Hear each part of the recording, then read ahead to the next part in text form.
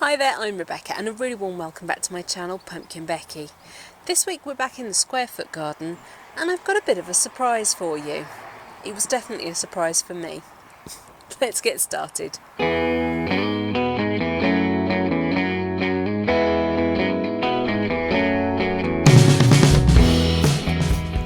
This week we have had some incredibly good rain. It's drizzling right now, so it's really grey and but the plants are loving it. So that's absolutely fine with me. Rain always means a huge growth spurt with plants. You probably notice it with your grass. It might look dry and horrible, and then one good rain shower and the next thing you know your grass is a foot tall.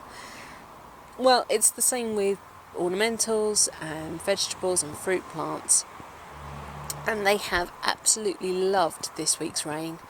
I have had to do a little bit of hand watering as well, but not too much. It's mainly been the things in containers that have needed a bit of extra support. But all this extra growth means that space is looking a little bit tight in the old square foot beds. It's looking really lush. And last night I was looking at this random brassica plant that we talked about a couple of weeks ago that I don't know what it is, because somebody pulled the label out and I was just leaving it in there and using the leaves as spring greens, and I thought to myself, well, space is at a premium, I might as well pull it out and let something else have that space, something that's going to grow for the rest of the summer. The guinea pigs can eat the rest of the leaves. If we have some, they can have the others. Yeah, let's have it out. And then I looked at it. So here it is. It's pretty huge. You can see that things like the pumpkins and squashes are starting to take over the beds now.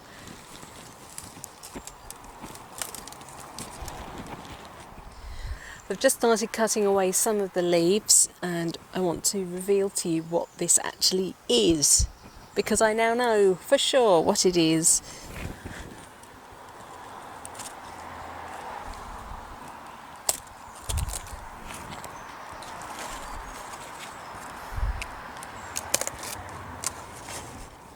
And I've never been able to grow one before. Never ever.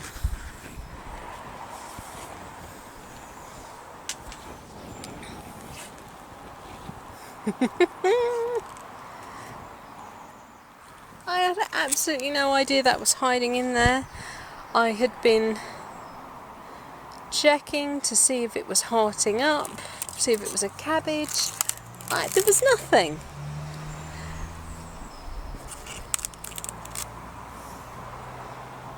That is the only cauliflower I have ever grown, and I did it by accident.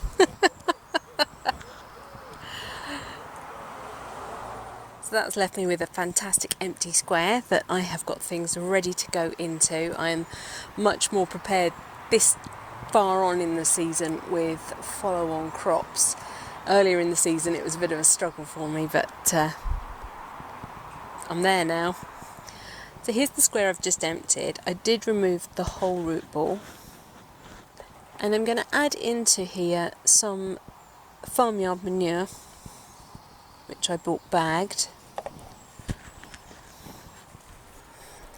And I've got a couple of winter squashes that are now absolutely desperate to get in. You see they're starting to have used up all the goodness that's in this compost here. So it's going to be great to actually get them into the bed.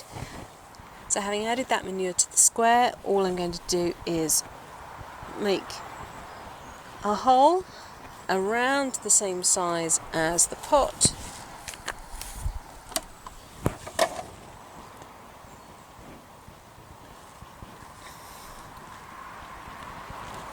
And pop it in.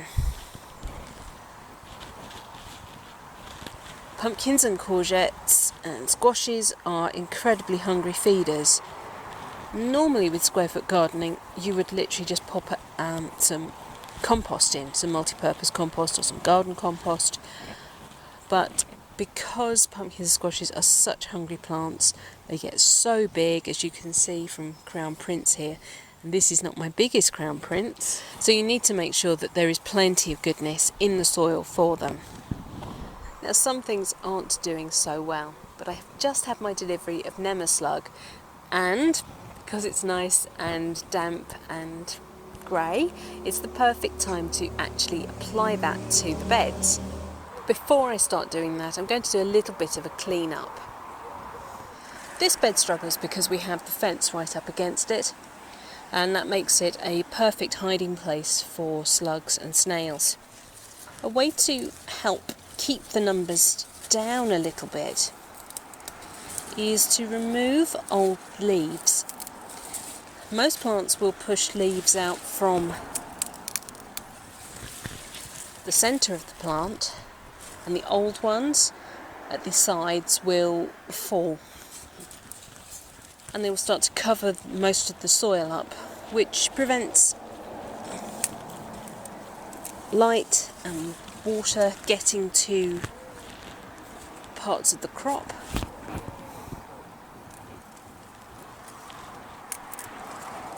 And the decaying leaves are much more attractive to slugs and snails as food.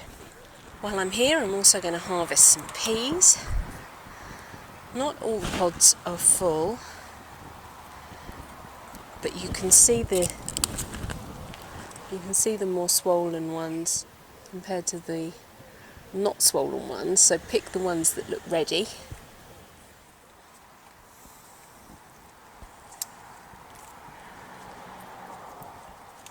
And you should do this regularly, because any pods which the plant thinks are good and ready will send signals to the rest of the plant to stop producing.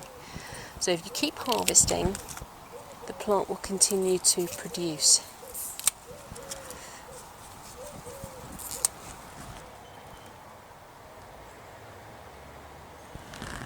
The most important thing with peas is to preserve the sweetness by processing them as quickly as you can once you've harvested.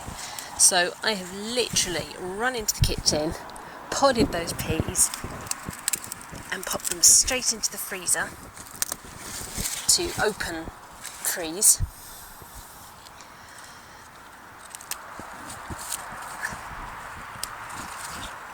But the absolute best thing to do with them is to pick them when you've got your pan of water boiling and cook them straight away. And you might wonder what I did with the pea pods. They went straight into the guinea pig's hutch because they make a fantastic guinea pig treat, and because I don't spray anything on my plants, they're perfectly safe. This is Kale Midnight Sun. You might remember a couple of weeks ago it was struggling with slug damage. It still is, but I continue to remove the really damaged leaves just to try and keep the plant looking clean, much like I've just done with the parsnips. Now, sometimes, because I'm human, I forget to put my insect netting back on the bed, or I leave my door open or something. And yesterday I spotted a cabbage white butterfly happily depositing eggs.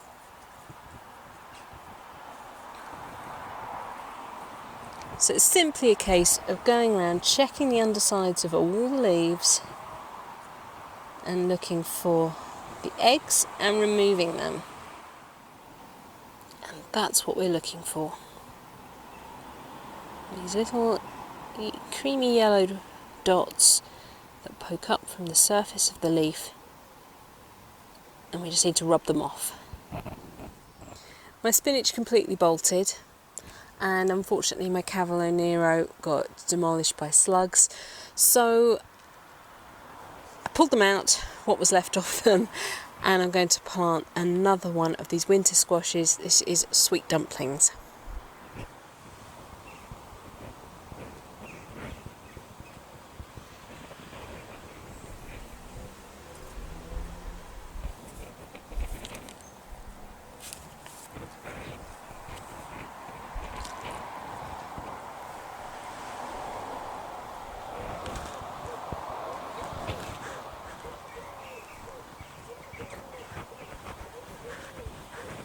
And in the other square, I'm actually going to plant out some of my leeks. These ones are from really poor germinations that I had right at the beginning of the season. So we've got Leon Prize Taker, which I absolutely failed with last year. They were pathetic plants.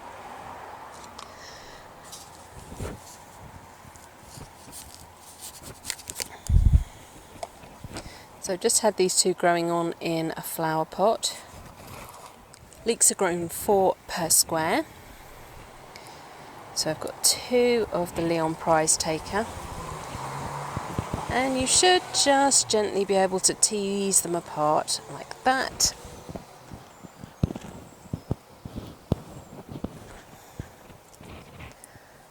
And plop the whole root ball into the hole you've made.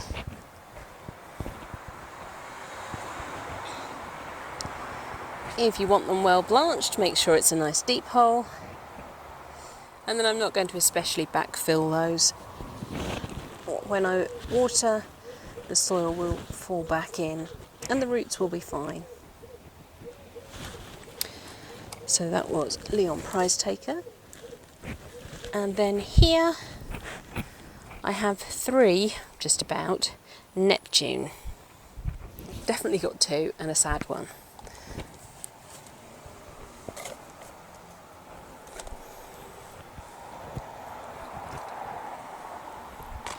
It's breaking apart much easier.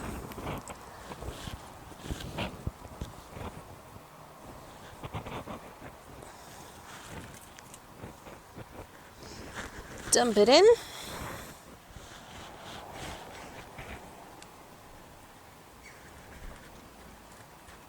And there goes that one.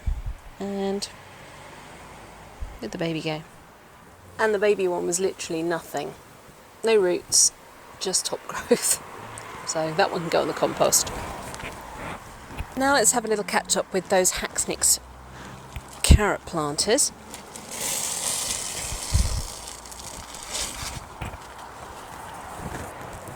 It's the perfect time to actually do this because it's damp and grey and miserable, so there's less chance for carrot root fly to be actually flying about. Now I did thin these the other day. I hate thinning, but I did do it, and I am actually going to come through and thin out a few more. You can see how tightly packed the seedlings are, so it's important to just crack on and do it. Find the one that is the weakest seedling and remove it. But look, we're starting to get really decent roots on them. These have definitely put on lots of top growth in the last 2 weeks. But top growth doesn't always mean root growth, so it really is important to just keep looking at them, keep checking them. If you have enough space, then the plants will naturally start to push each other apart and swell in the space available to them. The first bed had the E-Coco drainage layer, and this side has the crock. So far I haven't noticed any difference, but then the roots haven't really gone down far enough to show a difference. They're now thinned to around 20 plants per row, so 20, 40, 60, 80 carrots still in these 2 relatively small planters. Don't forget though that these will get thinned again as the season goes on, as they start to mature, but I can see that before very long I will have plants that I can thin but also eat. So they won't feel like a waste. Now we've got the salad crops in the Poppy Go from Veg Trug. Unfortunately, they are starting to bolt. The oriental leaves are very picky about the weather conditions they like. Ugh. And I am having aphid issues as well. Week before last I did mention that I'd got some special lettuce plants coming, or lettuce seeds I should say, and they are Salanova. I've got some Butterhead and also some, I can't know what they call them, crisp variety. They look like a sort of frisee. So I think I've got 3 of the Butterhead and 2 of the frisee in. And they're coming along slowly. They are meant to have exceptional flavour. French beans are doing well. I keep pinching out the tops just to try and keep them in check, and they are sending up new shoots from the bottom. This one, same plant, actually looks slightly healthier colour. The green is much deeper,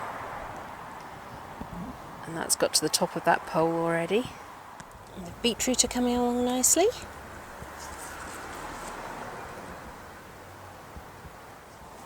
Squash red kiri is finally making some stem, which is nice. These are the fruits on my tumbling tomatoes. And you can see here that the pumpkins and squashes, I think this is mostly Crown Prince, we're starting to get some rotting leaves happening, so it will be good to clear those out too.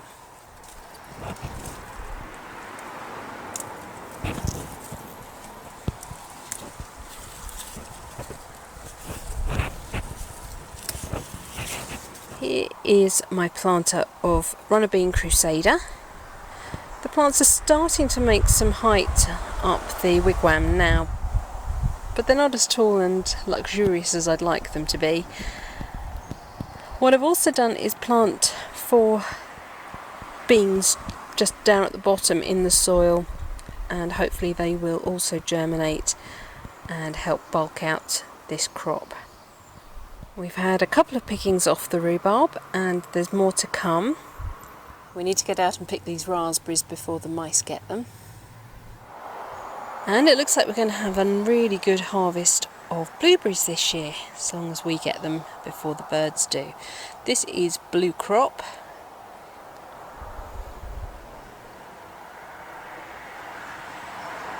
Which make really lovely sizable blueberries. That's my other bush, which I actually don't know what variety this is, but you can see the difference. This is the unknown variety, and this is Blue Crop. Much bigger. And how tasty are they? Oh, still pretty sharp. I need a bit more sun on them. Oh.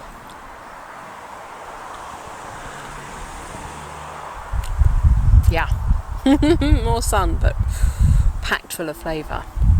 And this is my planter of purple, yellow and green French climbing beans. They're really starting to romp away now.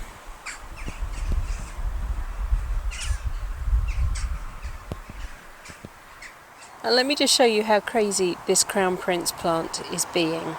So you can see it here. It is 2.5 feet away from the edge of the bed, which is about another foot wide.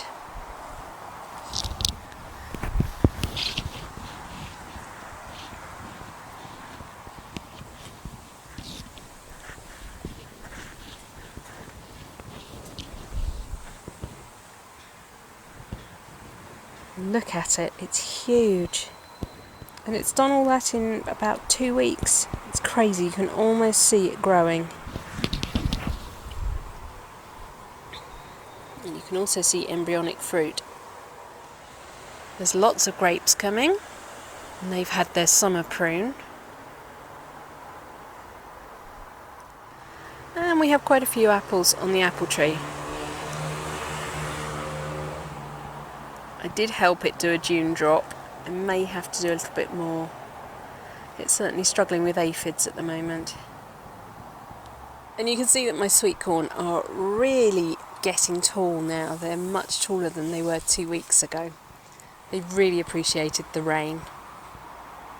Right, that's it for this week's video. Thank you so much for watching. Please remember to rate, share and subscribe to me here on YouTube. And until next time, bye!